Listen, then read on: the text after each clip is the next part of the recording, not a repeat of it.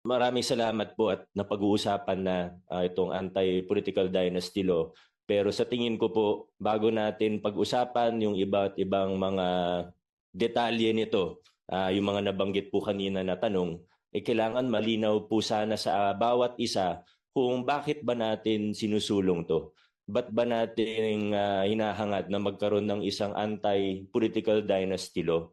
Para sa akin po, hindi po ito tungkol sa kahit sinong individual o spesipikong pamilya. Hindi po ito laban sa isang pamilya, hindi po ito laban sa isang individual o sa isang politiko.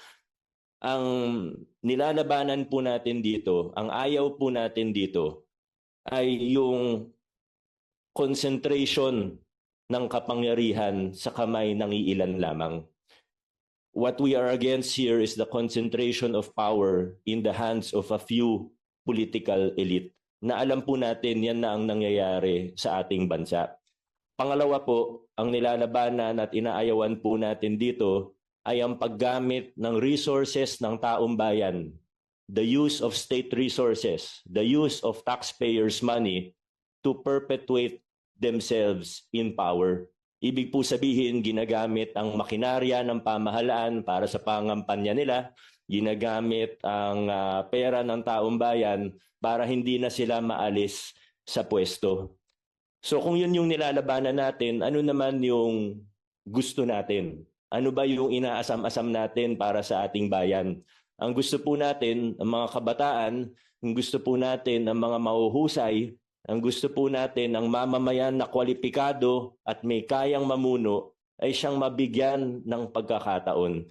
Our Constitution not only suggests, but our Constitution guarantees equal access to opportunities for public service. This is the constitutional guarantee that Congress has slept on for the last 40 years.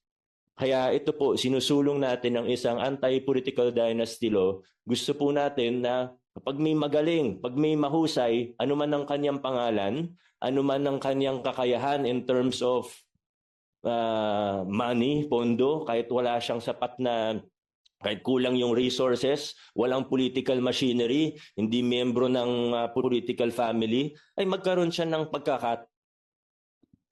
pinatayan ko na yung sarili ko ng mic. Wala pang 5 minutes. Walang na magkaroon ng pagkakataon. Kasi sa kasalukuyan po nating sitwasyon, opo, paminsan-minsan may mga magagaling na galing sa political family. Hindi naman po natin inatanggi yun. Alam naman po natin, totoo yan. Pero, tingnan natin yung pangkabuuan.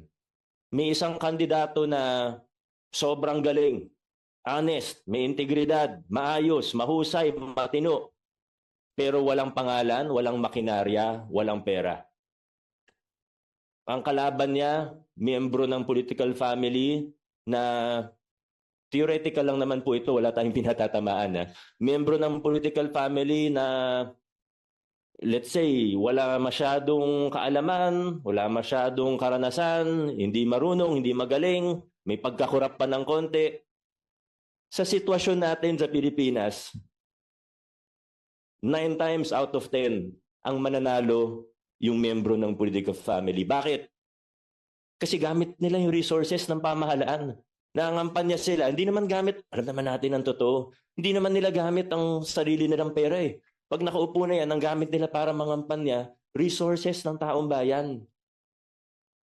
May iba pang lugar, makikita po natin ng mga instance ng karahasan. Papasok ang bago, walang koneksyon sa politika. Manganib ang buhay niya mismo. Sa maraming lugar sa Pilipinas, ganyan po ang sitwasyon.